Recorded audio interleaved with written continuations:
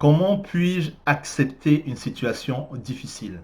Lorsqu'un événement qu'on n'a pas prévu nous tombe dessus, comment est-ce qu'on fait pour se relever en fait? Comment est-ce qu'on fait pour garder le moral? Comment est-ce qu'on fait pour avancer avec sérénité? Nous en parlons dans cette vidéo juste après le générique.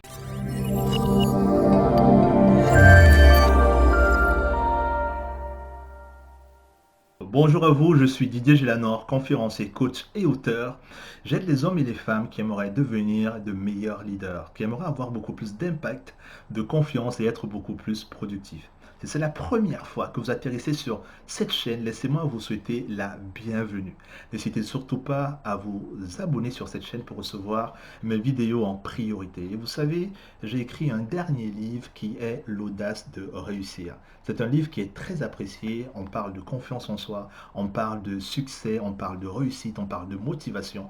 Je vous l'offre gratuitement. Il est d'une valeur de 15 € sur Amazon. Je vous l'offre gratuitement. Vous n'avez qu'à le télécharger en dessous de la vidéo, là où se trouve la description de cette vidéo.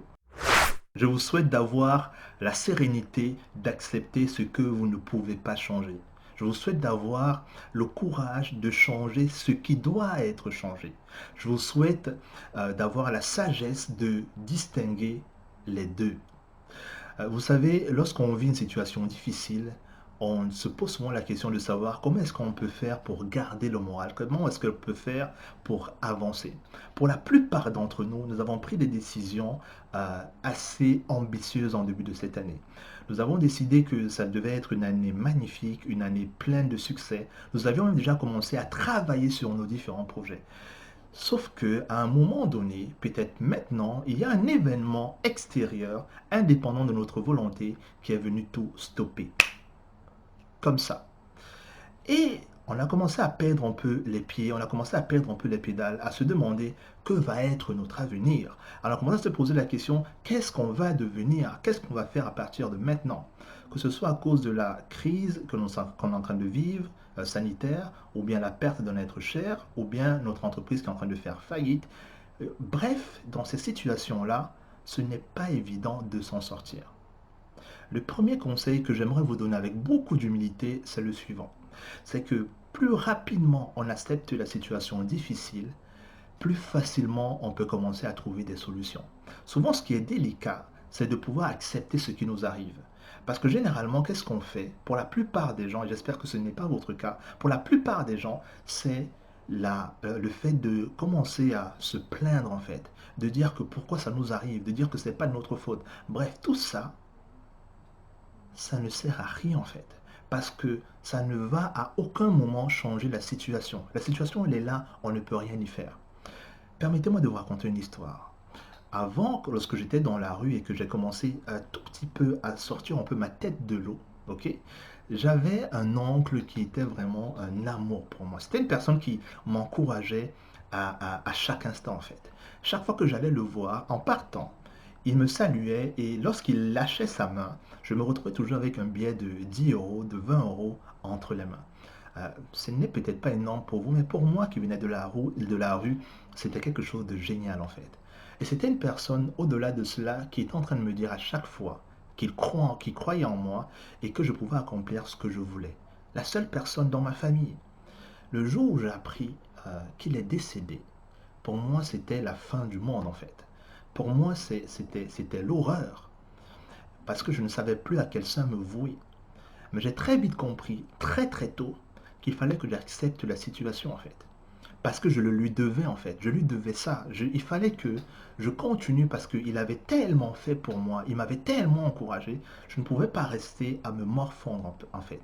Il fallait que je sois la personne qu'il a toujours vue en moi en fait. Et c'est pour cette raison que même encore aujourd'hui, je veux croire que ce que je fais, c'est une façon de lui dire qu'il a eu raison de croire en moi. Donc ce que je vous dis là, c'est quelque chose que moi-même j'ai dû appliquer et que j'ai dû comprendre très tôt, que plus tôt j'accepte la situation, plus vite je peux commencer à me poser la question sur qu'est-ce que je peux faire pour avancer en fait. Donc ça, c'était le premier conseil.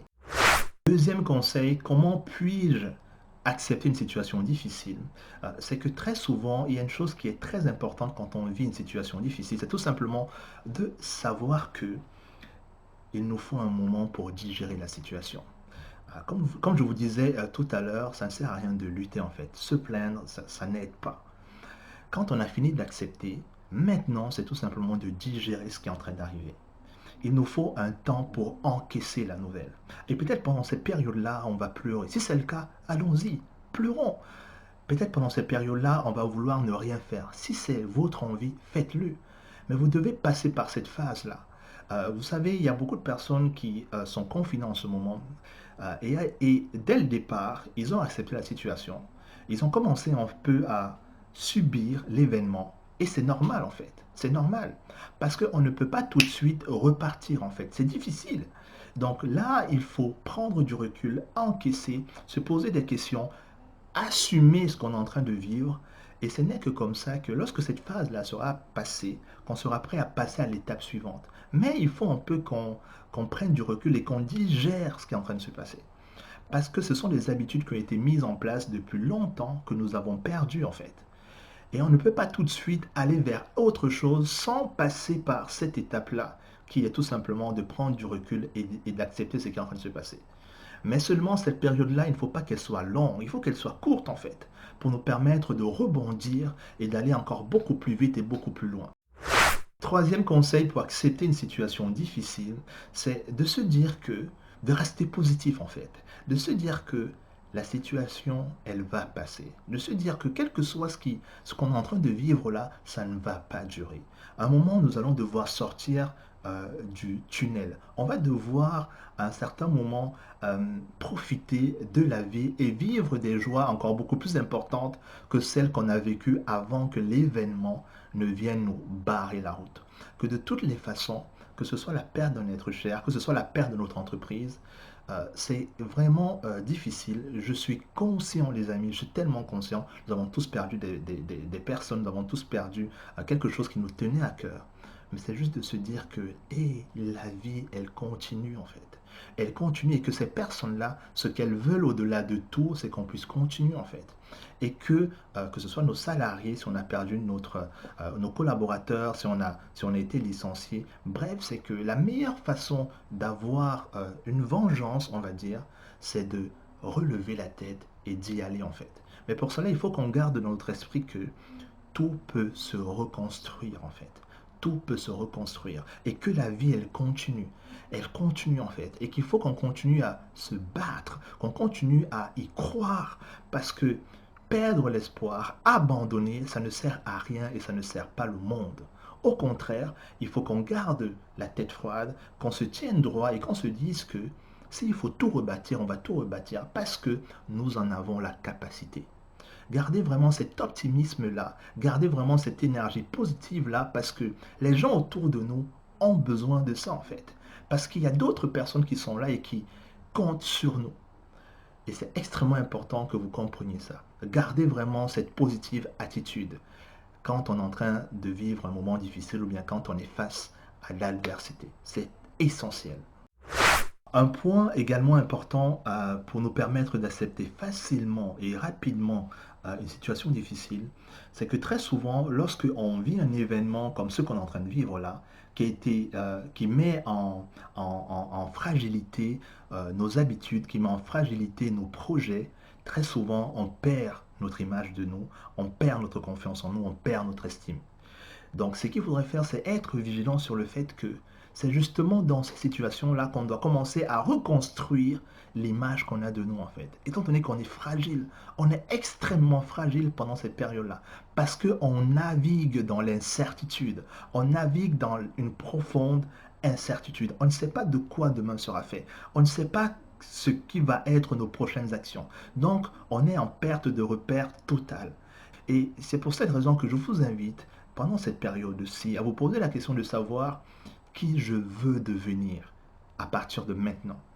Qu'est-ce que je commence à mettre en place pour devenir la personne que je veux être? Il s'agit vraiment de redéfinir qui on est en fait, de redéfinir qui on veut devenir. Parce que très souvent, on détermine qui on est par rapport à la situation qu'on avait avant en fait. Je vais vous donner un exemple. Vous savez, à un certain moment dans ma vie, j'ai raté mon examen et tout le monde dans ma salle de classe a réussi. Donc le dernier de la classe a réussi. Moi qui étais premier de classe, j'ai raté. Et ça m'a déstabilisé. Vous n'avez même pas idée à quel point. Ça m'a profondément déstabilisé. Et à ce moment-là, moi, je définissais qui j'étais par rapport aux résultats que j'avais, aux résultats scolaires que j'avais. Donc quand j'ai perdu ça, j'ai commencé à croire que je n'étais plus rien en fait. Et ça, c'est une erreur que je vous invite à ne pas faire. Parce qu'on est beaucoup plus grand que notre boulot, on est beaucoup plus grand que notre entreprise, on est beaucoup plus grand que les situations difficiles qu'on peut vivre.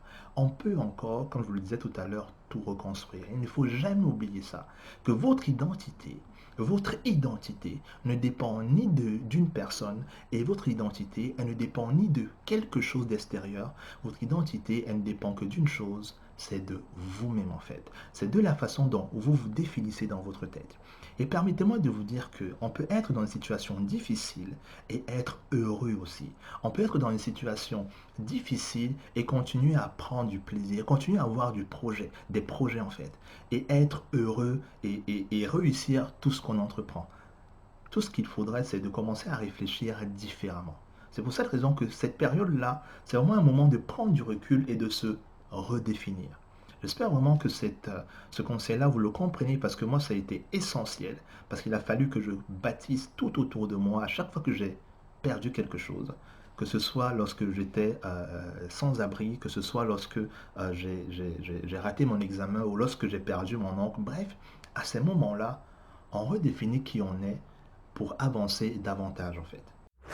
Et maintenant, le dernier conseil, c'est tout simplement de travailler sur votre leadership. Le leadership, c'est quoi? C'est pas compliqué en fait. C'est pas forcément une personne qui gère, je ne sais pas combien de personnes dans une entreprise. Non. Du moment où des personnes comptent sur vous, que ce soit vos enfants, que ce soit vos salariés, que ce soit vos voisins, bref, du moment où vous avez de l'influence sur une personne, vous commencez à être un leader. C'est à cette période-ci qu'il faut commencer à devenir un excellent leader. Parce que c'est le leadership qui permet de construire des empires, qui permet de construire une famille, qui permet de construire une société, qui permet de bâtir quelque chose de fort, de solide. Et c'est en même temps le leadership qui permet de détruire une famille, qui permet de détruire une entreprise. Parce que quand le leadership n'est pas bon, eh ben, on est dans la destruction. Et quand le leadership il est excellent, alors on est dans la construction. Et maintenant, il faudrait tout simplement qu'on se concentre sur le fait de construire quelque chose. C'est de continuer notre vie après l'événement qu'on vient de subir en fait. C'est de commencer à réfléchir comment est-ce qu'on va se protéger, comment est-ce qu'on va prendre soin de nous et comment est-ce qu'on va prendre soin des autres en fait. Parce qu'à partir de cet instant, c'est ça qui commence à devenir la priorité. C'est ça qui commence à devenir notre but ultime. Se protéger, prendre soin de nous et prendre soin des autres. N'oublions pas que on ne vit que pour les autres en réalité. J'espère que cette vidéo vous a plu. Si vous pensez qu'elle peut aider une personne dans votre entourage, n'hésitez surtout pas.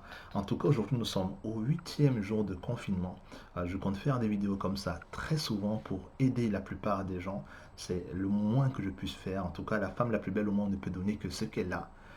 C'est tout ce que moi je peux offrir et j'espère que ça vous aide grandement. N'hésitez pas à télécharger mon livre, il peut également vous aider. Je vous souhaite beaucoup de succès, beaucoup de courage et n'oubliez pas, on tient bon courage, je vous aime fort et on se dit à demain. Ciao ciao, c'était Didier Gélanor.